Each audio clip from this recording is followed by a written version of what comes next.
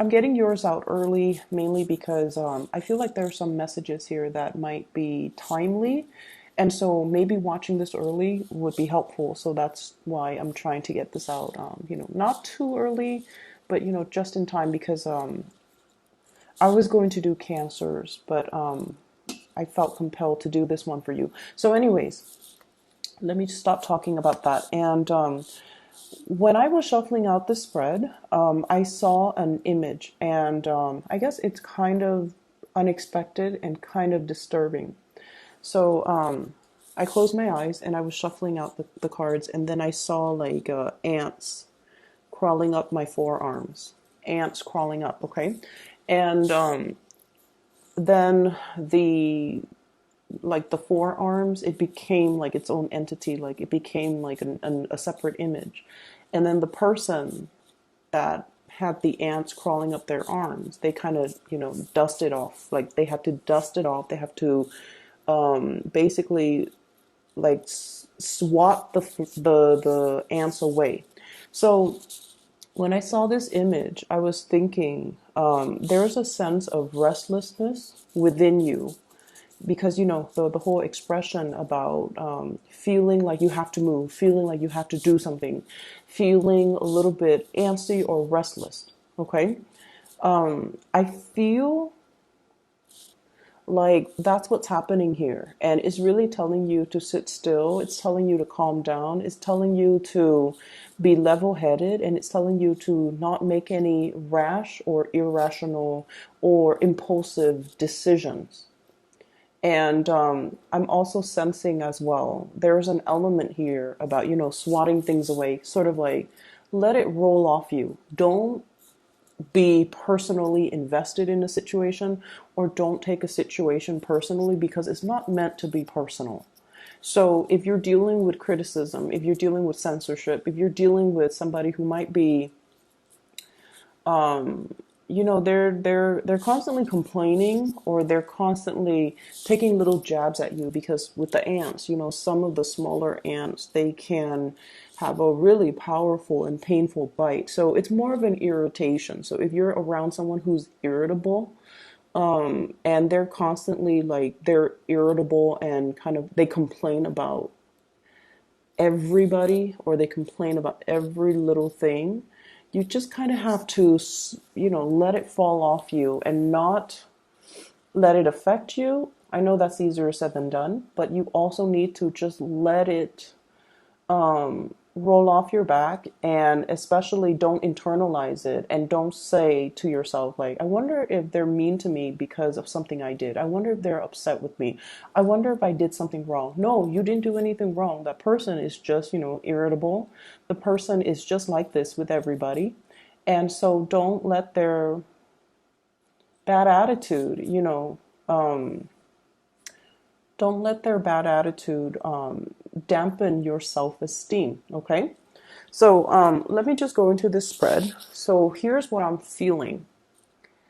I feel like there is somebody that is constantly around you, and this energy is new.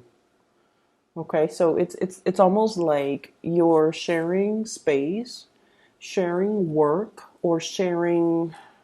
It's like proximity wise, they're very, very close to you. So I'm almost seeing this room, and there are like two people in it. And you guys need a lot of space. You guys get claustrophobic very, very easily. You guys do not like routines. You guys do not like small confines. And you especially don't like to, I just feel like, having to work with other people just doesn't really jive well with your independent energy. And I feel like for whatever reason, something is happening this week where there's one person specifically, and I feel like for some of you, it could be a family member's. For others, it could be like a colleague that you have to do a project with, that, you both have to do something together. And for others, I feel like it might be, a new boss, like having to answer to a new boss, or having to figure out, I wonder what this person is about. I wonder how they operate. I wonder what's the best method for dealing with them. So I see a little bit of apprehension from your end because I feel to a certain extent, this person's opinion of you matters to you. And so I feel like because of that, it indicates to me that you do care about this person. And I also feel like it's just a little bit hard. And I also feel like there's this element here about, I'm going to do this portion of it, and then you do the other portion, and then we'll convene at the end, you know? And when I feel like if you were to do that, the end product is going to be very, very disjointed. So there's some warning here about, sticking it out. And if we need to do this, both of us need to do it together. So I feel like if it's a colleague, if you're in an academic environment, you have to do group work. If we're gonna do it well, we need to stick it out together from the beginning to end. Both people or all people need to be on board. Otherwise, the end result is going to be bad, and the end result is going to be very disjointed. Okay. And I'm also sensing as well, some of you are kind of giving this as an ultimatum. Like, you're in it with me 100% or you're not in it with me at all. So if you want me, you need to, put in the effort. We need to be in it 100% all the way or not at all. So I feel like it's a mantra that you are, it's like the battle cry, the war cry for this week, but also it's something that you're giving somebody that ultimatum, that piece of your mind, and that, unflinching, unwavering want. Like, this is what I want. If you can't give me what I want, I'm not going to have you in my life. So that's what I feel is happening here, where it's almost like, really putting your foot down and no longer being easygoing. And I feel you guys are quite easygoing.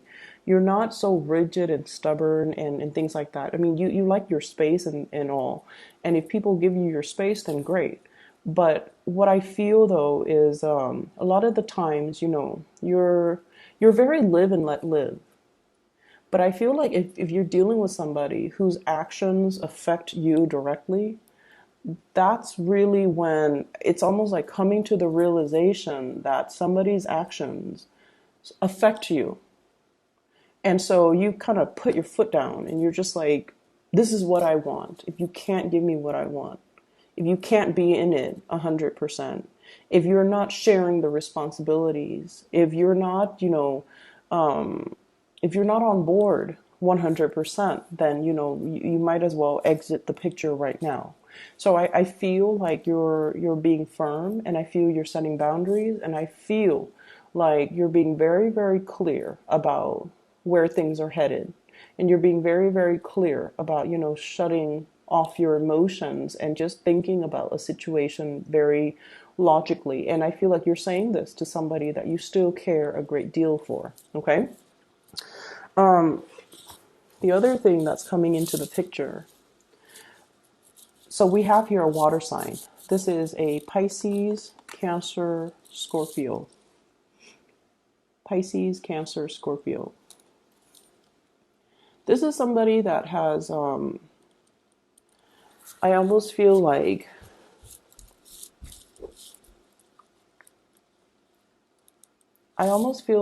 you bring something very, very pure, very, very new into their life.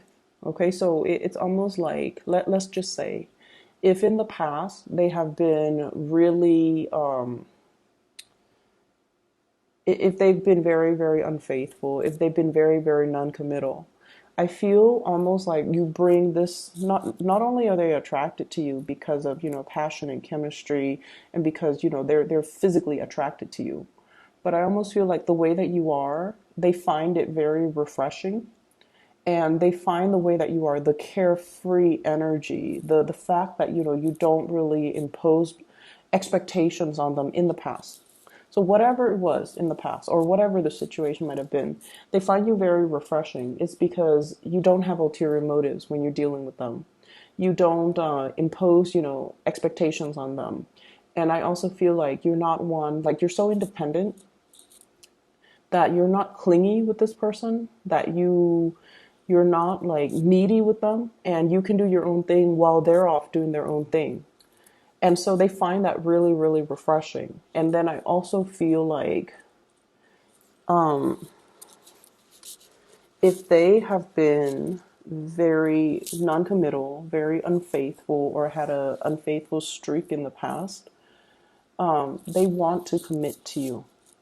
It's almost like you're bringing that sense of stability. Like let's.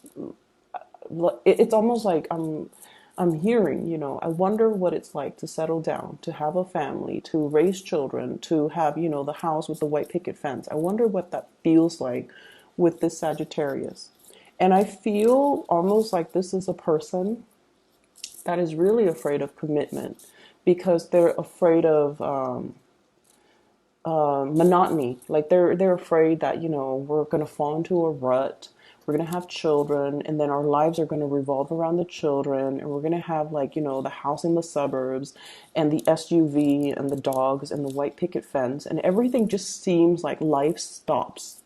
So that's why they're really, really afraid of marriage. They're really afraid of commitment. They might have been through it and they're just like, life stops when you have children. Maybe that's why they're so commitment phobic. But because you're so fun, because like being with you is really fun, is very optimistic, is very expansive. You can take like the most mundane activity, cleaning the house. And then I feel like with you guys, you turn on your music to make the chore less boring, right? Let's be honest. No one likes to clean, especially, not Sagittarius people. And then you start dancing and, you make like something very, very mundane, very tedious, very fun. And I feel because of that, they feel like if I were with the Sagittarius, they could make something extraordinary, out of the mundane. And because of that, they're not afraid to settle down with you because they know that no matter what, you're going to make it fun. And so it doesn't feel like a chore. It doesn't feel like the situation will fall into a rut. And it doesn't feel like they're whatever their irrational fears about commitment, they're realizing that it's irrational. So I feel like there's something here. And once again, the energy can be vice versa, but I feel there is somebody that is wanting your attention. So I feel it more coming through from the other side, from the other people, wanting your attention, wanting to, offer a commitment, wanting to commit, wanting to really wanting to tell you, I've changed, or this is something I didn't want before, but after meeting you, I really want it. So it's almost like a big gesture, a big proposal, a big declaration of you mean a lot to me. So that's what I'm feeling here. And I'm also sensing as well. I'm also sensing for others of you that are not dealing with that situation. There's an element about somebody begging for forgiveness. There's somebody begging for forgiveness. And I don't know which direction this is playing out in. Is it from the other person or is it from the Sagittarius?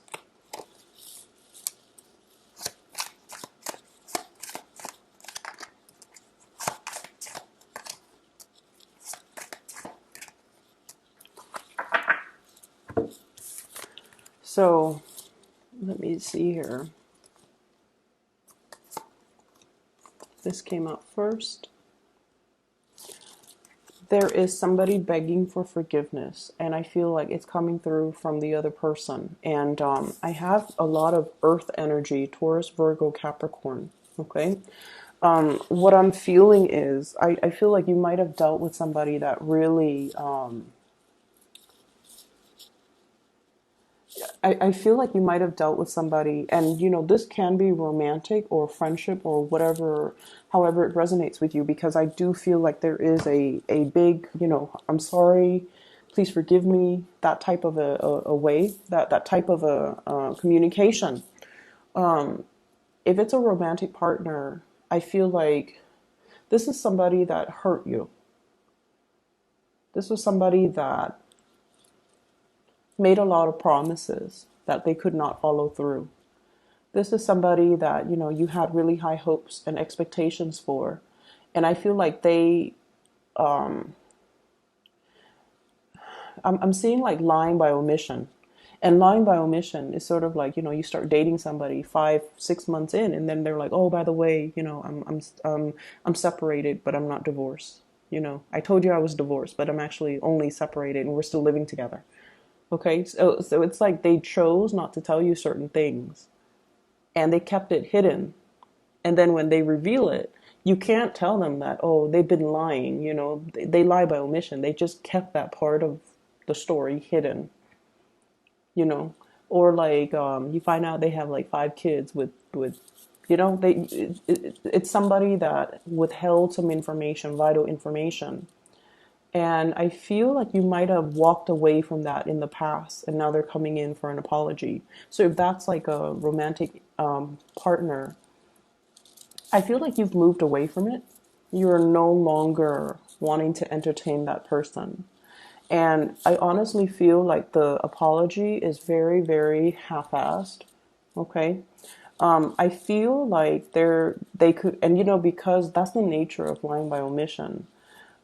They could tell you, oh, I didn't really lie. You just never asked. You never asked if I had children. And so I never gave you the information. Or they could say, like, you never asked if I was divorced, and, or you asked if I was divorced. And I said in the process, but you never asked if I'm still living with the ex or whatever. So that's how I feel this situation playing out. And I feel so, begging for forgiveness. This is what's showing it to me. You're very, very stoic and hard when you're dealing with this person. I feel like they're no longer, it was one of those things where it was like lying is unacceptable, or it was one of those deal breakers. Everyone has their deal breakers.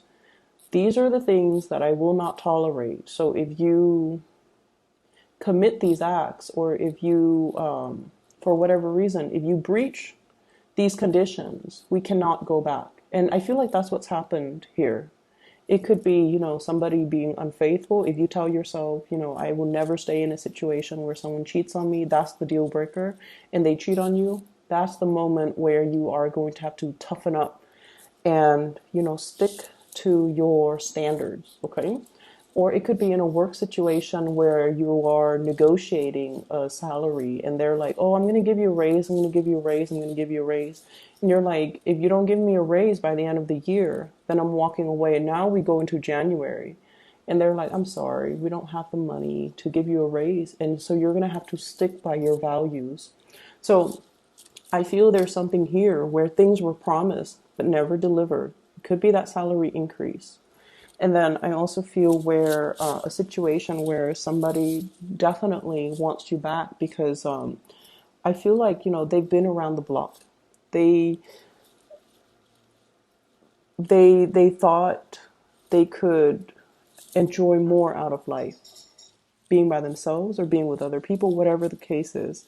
And they're coming back around mainly because they see the value in you. They see the worth, and they also see that you're somebody that, they really want to be with. I have a water sign, Pisces, Cancer, Scorpio. And I feel like this is a person that is in your life to, and I feel like, lessons in general flow both ways. If there is ever a person, lessons go both ways.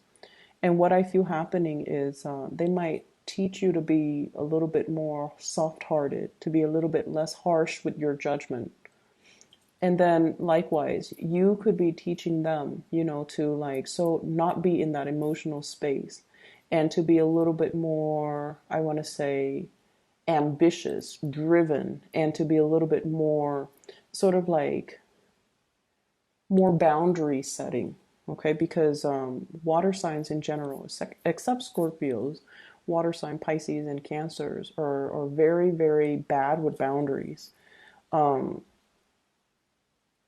they don't know how to, set up these walls to protect themselves. So I feel like if it's a water sign, you're teaching them to be like more boundary setting, because for you guys really value independence, and you don't like it when other people just unexpectedly just impose themselves upon you, or like expect you to do certain things even if you're not really close to them, like that sense of entitlement.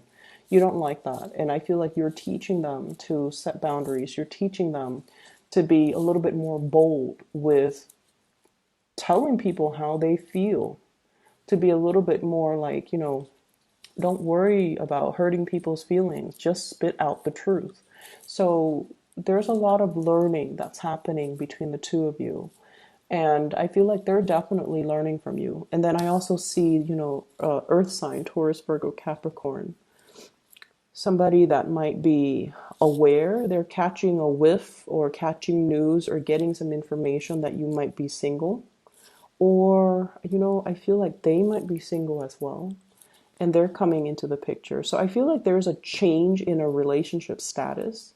And then somebody is all like, let me just, go back to this person. Let me just give this a try. So I feel like there might have been a misconnection, like somebody that really wanted to be with you, but you weren't single at the time, or whatever circumstances, you might have been at a distance from each other, or you really wanted to be with them, but they weren't available.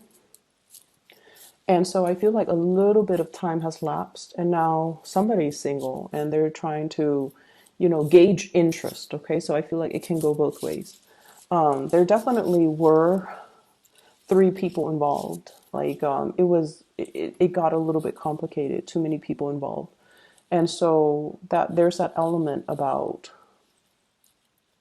misconnections, poor timing, because you both were at different points in your life, or you both were, in positions where you couldn't act on this connection. And so there's a second chance. I'm also feeling as well, there is some news here regarding, it's almost like somebody who's not being a team player. So I feel like this is potentially in the work environment where everyone is, everyone knows what they're supposed to do. Everyone knows where they're supposed to be at what time. So it's almost like the work environment, it's ran like a well-oiled machine. Everything works. And then there's one person that's like a wild card. And, they don't know what they're supposed to do. So then they have to ask everybody every single step of the way. And I feel like it slows down operations. And then I also feel there's somebody who's like trying to create conflict in an environment.